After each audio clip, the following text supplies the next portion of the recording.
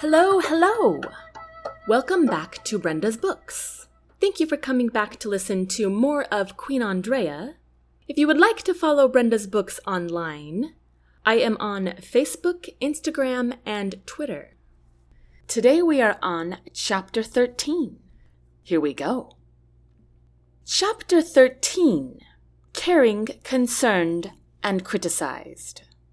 Andraya stood and stretched, feeling as stiff as ever. Ignoring her aching limbs, she sauntered to her desk, where she hid her old keepsakes. She fetched the key inside her locket, which she never took off her neck, and unlocked the bottom drawer. Right on top rested an old watercolor of Caleen and herself, sitting on a high branch in a large weeping willow. They were 17 at the time, far too old to be climbing trees. Andraya outfitted a fluffy yellow dress, and Caleen a humble gray one. "I am getting married in 3 days," Andraya had said. "Yes, I know," Caleen replied.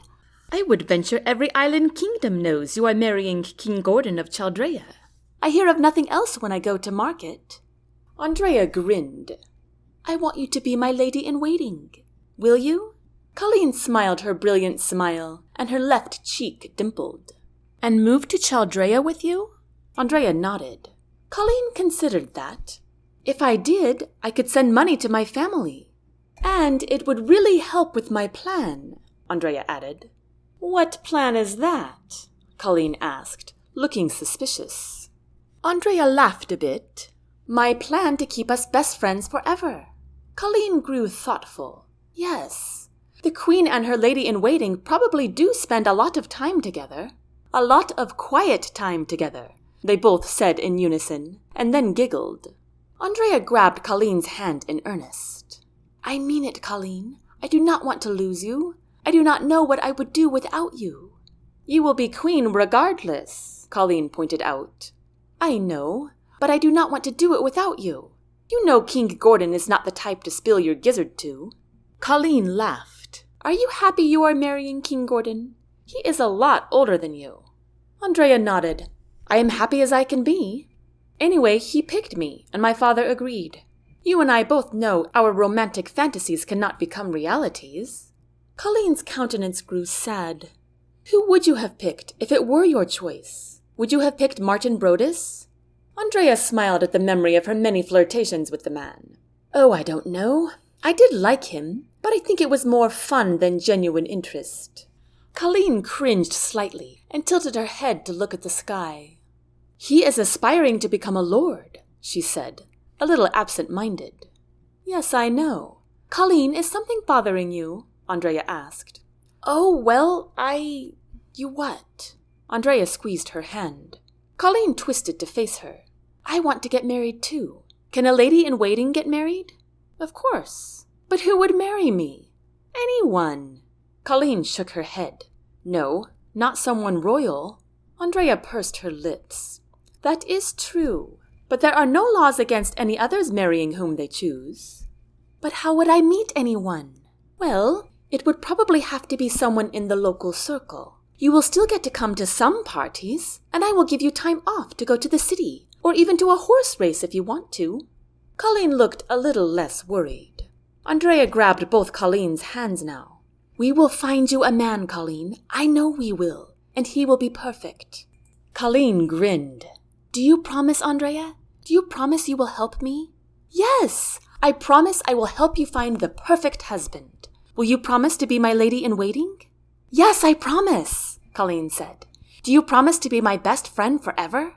"Yes, I promise," cried Andraya. "And do you promise to not become one of those heartless, ruthless, cruel, self-absorbed queens?" Andraya gave her a shocked look. "Of course I will not. Why would I change?"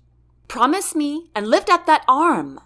Andraya laughed as she raised her right arm, as if she were making an oath in a royal court. "I, Andraya Calista Alvaro, soon to be Caesar, promise on my life to not become a heartless, ruthless, cruel, self-absorbed queen."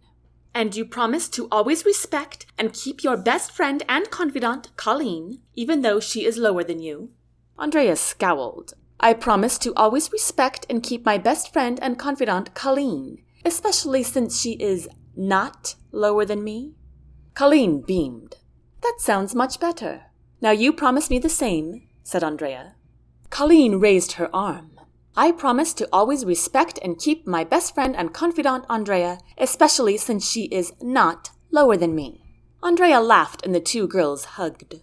I am glad I will not have to miss you entirely, said Caleen. Yes, said Andraya, as a tear fell onto her cheek. A gasp escaped Andraya's throat as she recalled this tender memory. She peered out the window that overlooked the gardens and wished she could find the same willow as in the watercolor. As she considered the memory further, she realized one thing that she had missed all this time. Martin Brodus. Caleen had been in love with the man. How had she missed this?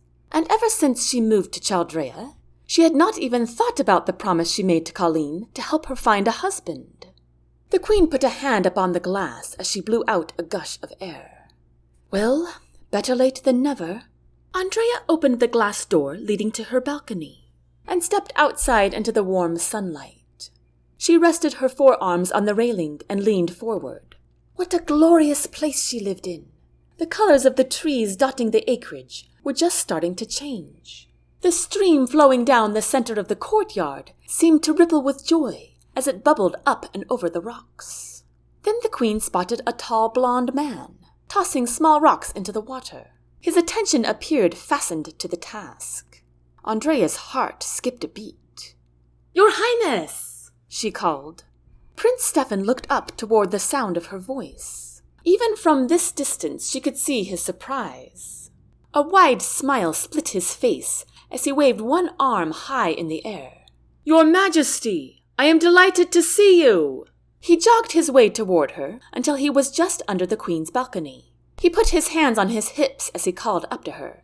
How are you? Are you well? Yes, sir, I am quite well. Andraya could not help but return the prince's grin, which never left his face. I do not believe I have ever been so relieved to hear anything in all my life, Steffan cried. Andraya let out a breathless laugh. Well then, I am happy I am able to comply. Steffan continued to stare up at her, grinning like a schoolboy. Andraya then realized she was still in her nightgown and shawl. She thought she should be embarrassed by this, but then a strange thought entered her mind. This is my personal balcony. I can step onto it wearing whatever I want. I am most pleased with all of your gifts, Your Highness. How very kind of you. I wish I could have done more, Steffan said. Your Majesty, would you like to join me for a walk? Or if you are not feeling up to that yet, he said in a rush. How about just a visit in the sitting room? Andraya's smile broadened. Yes, Your Highness, I would like the latter very much. I need to catch up on some reading. Oh, please, my queen. Give yourself time to recover before you start working again. Oh no, I am referring to the many letters that were delivered to my sickbed that I have not had the chance to look at. Ah, yes. Very well then. Steffan glanced away from her for the first time. Why did he look nervous? I will meet you there in 30 minutes, said the queen. Steffan beamed up at her. I will be there. The queen called for Nurse Rose to assist her into one of her favorite elegant navy blue dresses, since she wanted to give Caleen more time with her mother. Her nurse was not nearly as skilled doing hair as her lady-in-waiting, but it was certainly better than doing it herself. And Rose powdered her face so carefully that Andraya's rash was hardly visible. Andraya found the Prince of Deldria, dressed in a light blue suit, sitting in a large armchair by the empty fireplace, reading another peculiar-shaped book Andraya had never seen. Good afternoon, Your Highness. Steffan jumped in place, then stood immediately. Your Majesty, he said with a bow.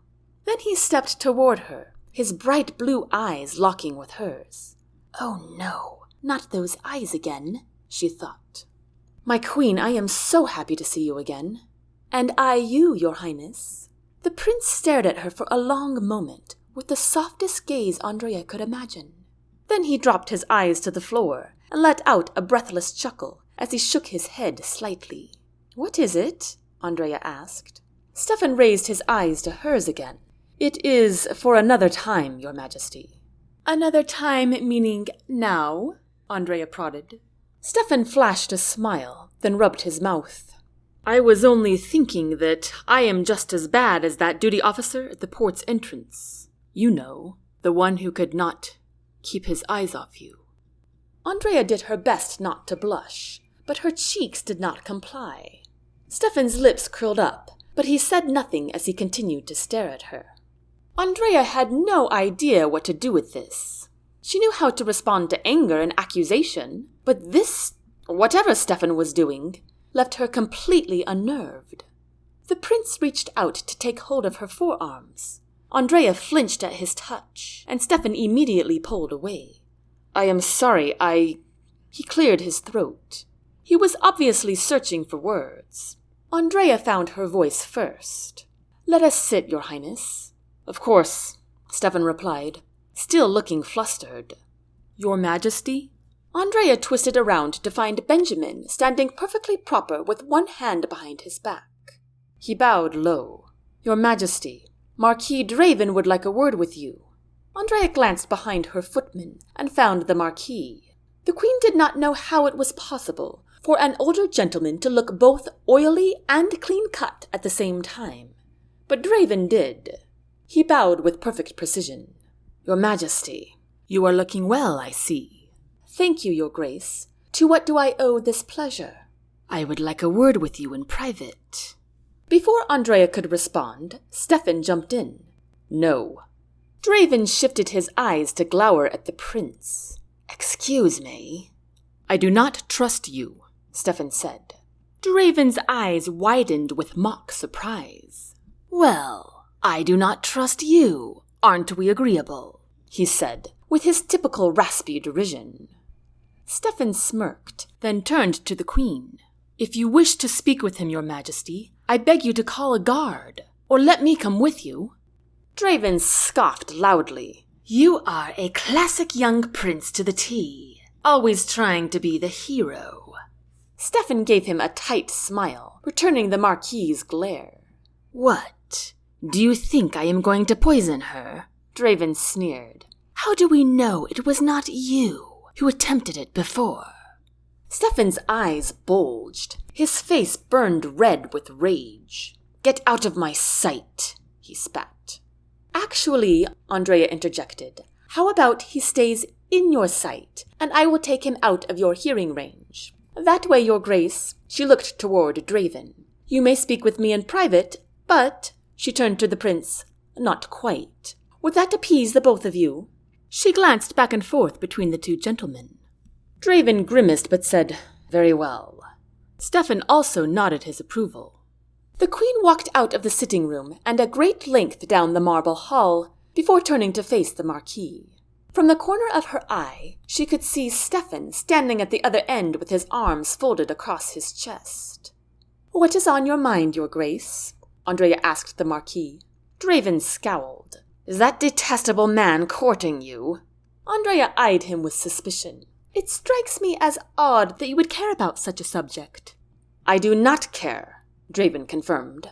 "I only want to see him out of Chaldrea." Andraya shrugged. "He is part of the coalition." "I know," Draven said through gritted teeth. "Is this what you wanted to speak to me about? Your desire to have me send the prince back to Deldria?" Draven smirked. "As much as I would love that, my queen, no. I came to inquire why you paid a visit to my port without permission." "Permission?" Andraya asked in dismay. "Really, Your Grace, I know this is hard for you to accept, but I am the head crown. Your port is my port, and I will visit it whenever I want." The Queen was pleased with her calm reply. Draven's chest heaved up and down.